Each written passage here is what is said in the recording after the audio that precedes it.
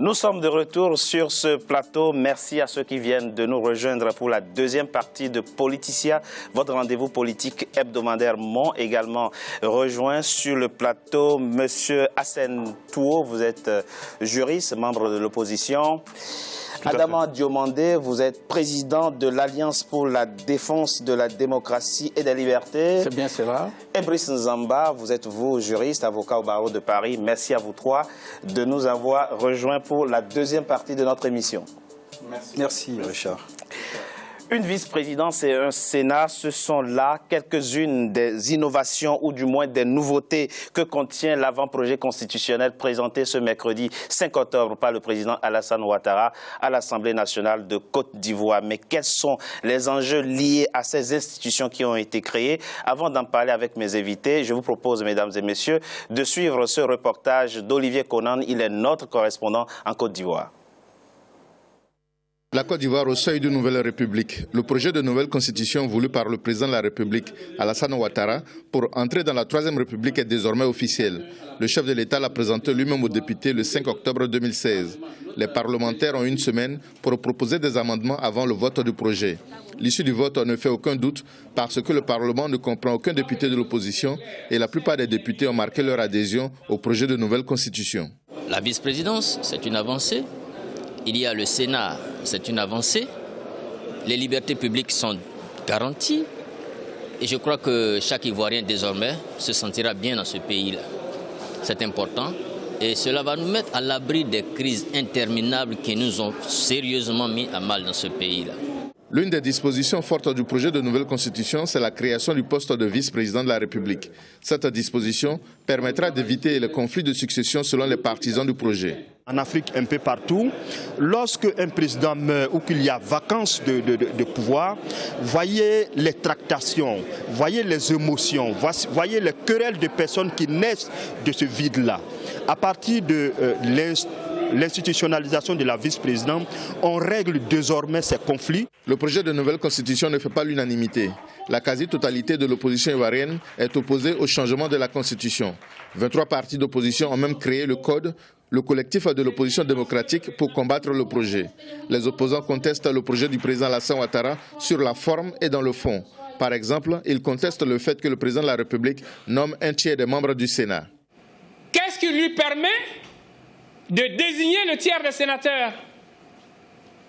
Cela pose un problème de déni de démocratie.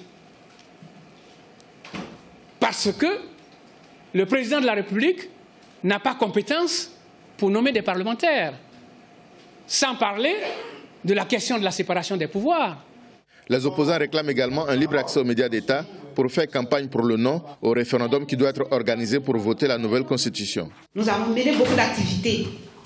Nous avons fait beaucoup de réunions, monsieur. Nous avons parcouru les quartiers d'Abidjan. Nous avons convoqué tous les journalistes. Nos jeunes journalistes qui arrivent ont même peur d'écrire. Les Ivoiriens sont terrorisés. Vous avez raison. On n'est pas visible. Parce que la presse ne peut pas nous suivre. Parce que la presse est empêchée de nous suivre.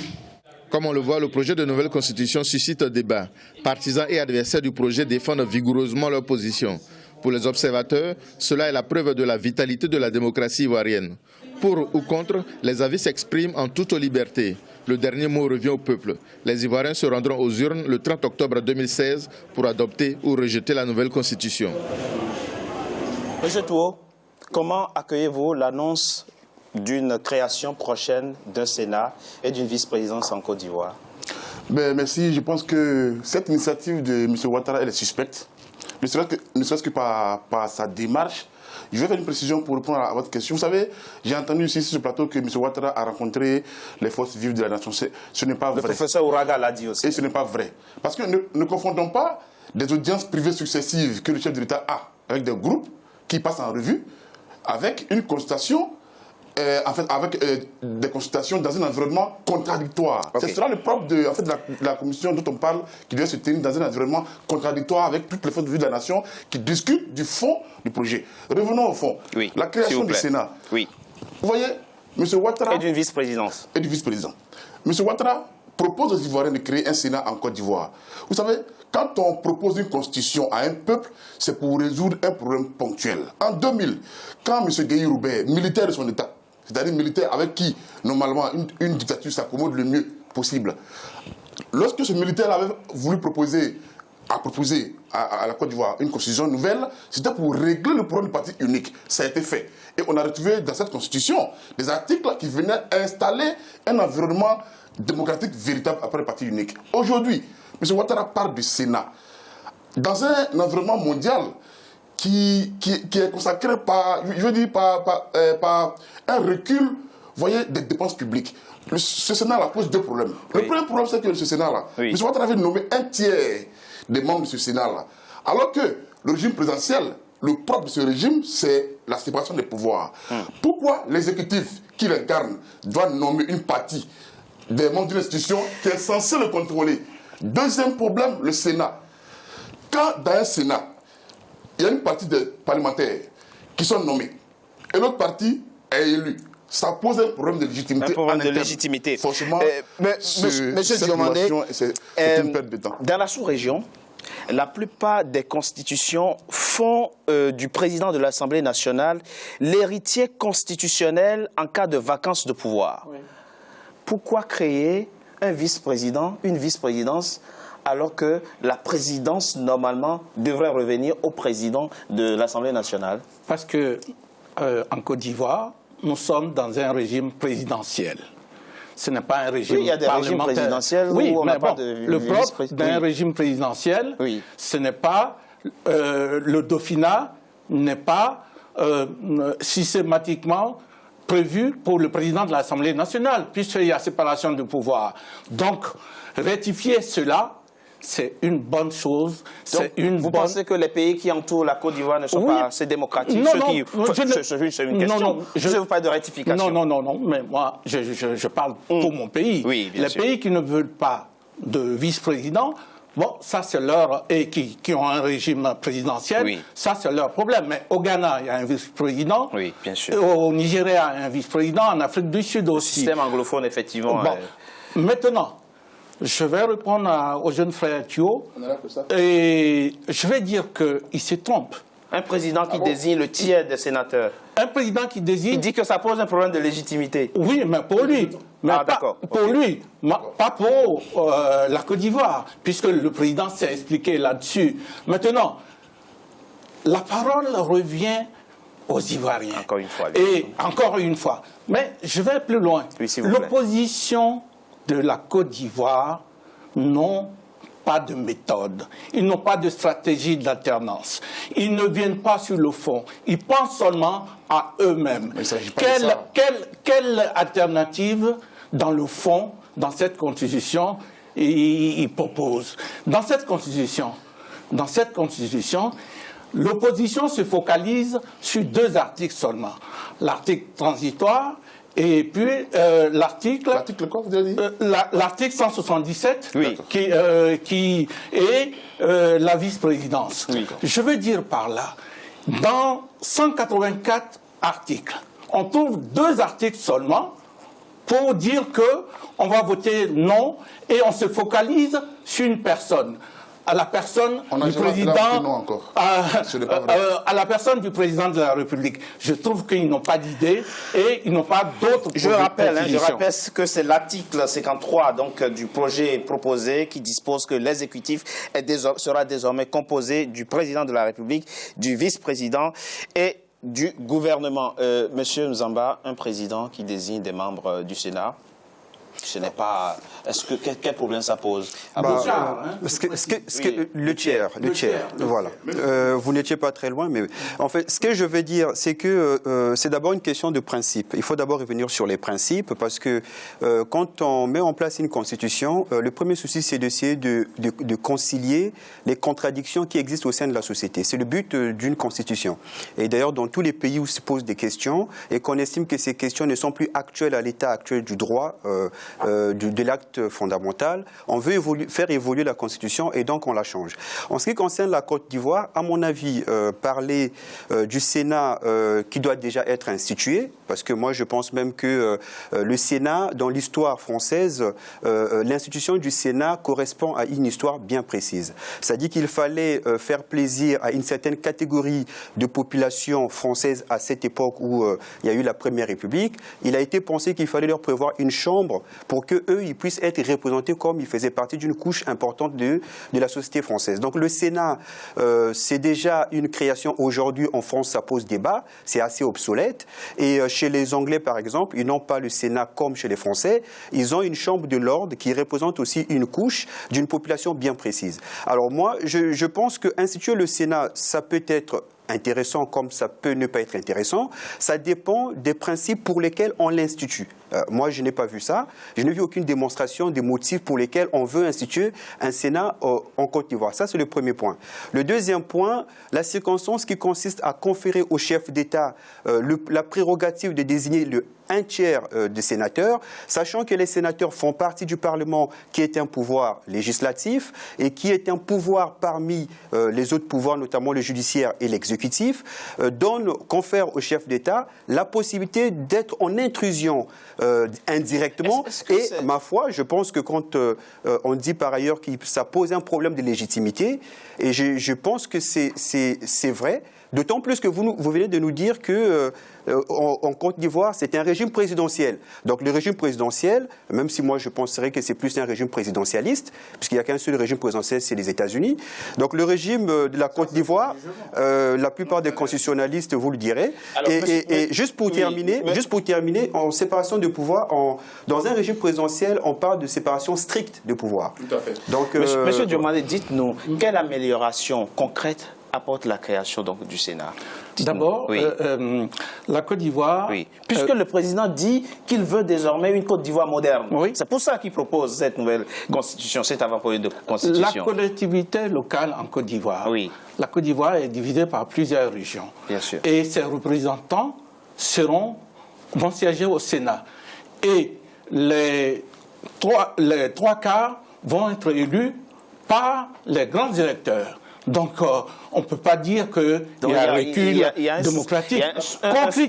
Qu'on critique la part nommée par le président, c'est assez démocratique. Hein. Maintenant, la fonction du Sénat est nécessaire pour notre démocratie. Parce que nous allons avoir deux chambres et qui vont surveiller l'exécutif. La précision que je voulais faire, Charles, oui, très rapidement, avant qu'on aborde quelques autres. Voilà, le Sénat dont on parle. Des nouveautés. Oui, le Sénat. Là où on parle en ce moment, en France, le pays où Ouattara s'endette le plus, et ironie de l'histoire, le 5 octobre, date à laquelle M. Ouattara présente son projet aux députés ivoiriens, ce même jour-là, M. François Hollande, alors qu'il est au pouvoir, prend une loi pour diminuer de moitié la prise en charge des anciens présidents par la France. Pour dire quoi? Pour réduire les États sont dans une logique en ce moment de réduction des dépenses. Au Sénégal, M. Macky Sall, dès son élection, a supprimé le Sénat. Pourquoi? Et l'économie de la suppression du Sénat, s'il vous plaît, monsieur, on est dans une civilisé. Vous n'avez pas à prendre le monopole. Au Sénégal, Laurent Gbagbo, quand M. Macky Sall a supprimé le Sénat, il a fallu 8 milliards de francs d'économie au Sénégal. Là où on parle en Belgique, le Sénat était prévu par Laurent Gbagbo. Le Sénat est en cours. Et les députés belges sont en train de proposer à la Belgique de supprimer le Sénat. En Italie, M. Matteo Renzi est en train de vider le Sénat de sa substance progressivement pour arriver à un stade de suppression du Sénat. Pourquoi M. Ouattara? Qui M. Ouattara veut-il imiter au monde? Je vous le dis clairement, M. Ouattara est en train de bongoïser le pouvoir en Côte d'Ivoire avec une démarche mobutuienne, mais il oublie qu'il s'expose à un schéma. Alors, très rapidement, une autre nouveauté introduite donc, dans l'avant-projet constitutionnel, c'est contenu dans l'article 55, c'est la question de la limitation d'âge. Le plafond d'âge disparaît. Aujourd'hui, pour être candidat à la présidentielle en Côte d'Ivoire, il faut être âgé. Je lis le texte. Le candidat à l'élection présidentielle doit jouir de ses droits civils et politiques et doit être âgé de 35 ans au moins. Point. Ouais. Pourquoi ce projet supprime-t-il le plafond d'âge? Vous croyez avoir 75 ans, on ne peut plus réfléchir. Juppé, En France, ici, il va avoir 74 ans. Ah oui, tout à fait. Donc, limiter, faire une catégorisation, c'est ce que le pouvoir, comment dirais-je, la Deuxième République a fait. Quand Tiakoné reconnaît, Tiakoné, qui était le président de la Cour suprême, qui est allé demander des excuses aux parents de Ouattara, que le fait d'écarter Bédié et Alassane Ouattara était unique. L'ancien président de la Cour suprême, Sougbago. Alors, le président... La limite d'âge, moi je trouve que... La limite d'âge, je trouve que c'était pas quelque chose de... le président, libre. Maintenant, si les députés veulent faire un amendement, ils sont libres de le faire. Mais nous sommes en démocratie. Et le président l'a dit, je vous soumets. Et faites amender. Dites-nous, M. Diomandé, le président Alassane Ouattara a répété à plusieurs reprises, a déclaré à plusieurs reprises, qu'il n'a pas l'intention de se présenter en 2020.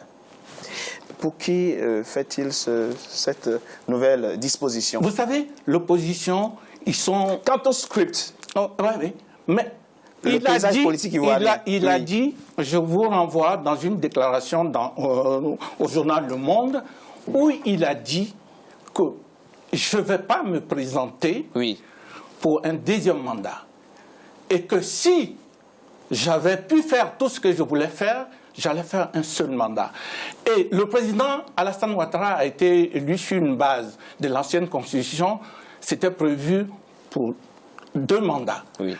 Ce serait immoral pour Alassane Ouattara de se représenter à 78 ans pour un deuxième mandat. C'est parce qu'ils n'ont rien à dire, ils n'ont rien à reprocher à ce projet de constitution. Et bon, ça c'est votre problème. Et ils n'ont pas d'argument. Ils se focalisent sur des choses qui ne sont pas utiles. Il n'y a aucune raison de douter de la parole du président. Attendez, dans cette constitution, s'il vous plaît, on ne relève pas l'égalité absolue entre la femme et l'homme. Bien sûr. On ne relève pas que le fait d'importer les déchets toxiques en Côte d'Ivoire est criminalisé. On ne relève pas aussi que les enfants de la Côte d'Ivoire vont aller à l'école d'une manière obligatoire. Donc voilà, il y a des choses à débattre. Alors très rapidement, très rapidement, et on finit avec cette deuxième partie très rapidement. Ce que je pourrais dire, moi, à propos de cet article, c'est qu'on est en politique. En politique, je pense que rien n'est fait au hasard. Voilà. Je pense que, comme disait le président Kennedy, qu'en politique, quand quelque chose se passe, dites-vous que cela a été pensé, conçu et analysé avant de poser des actes. Et je pense que la circonstance qui consiste à ne pas mettre un plafond est pensée. Voilà, donc je ne pense pas.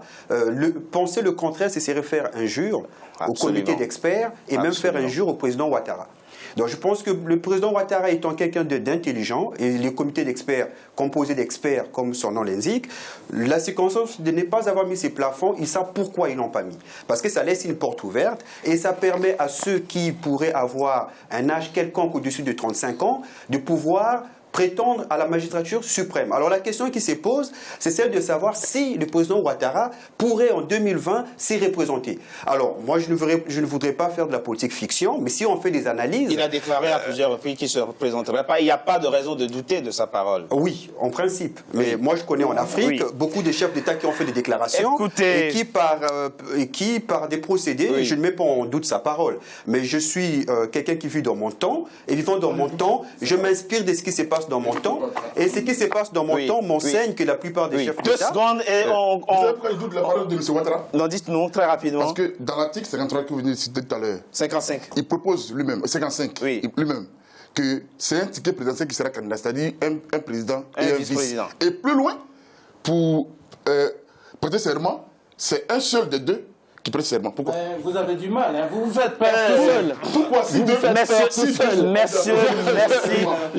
Merci à vous d'avoir accepté notre invitation. Merci. Votre chanson. Brice Nzamba, je rappelle que vous êtes... Merci à vous. Brice Nzamba, je rappelle que vous êtes juriste, avocat au barreau de Paris. Monsieur Touo, exactement. Hassen Touo, juriste également, membre de l'opposition, on l'a vu. Ouais. Et Adama Diomandé, vous êtes le président de l'Alliance pour la défense de la démocratie et des libertés. Merci à vous trois d'avoir accepté notre invitation. Nous marquons une courte pause. On se retrouve dans quelques instants pour la troisième et dernière partie de notre émission. À tout de suite.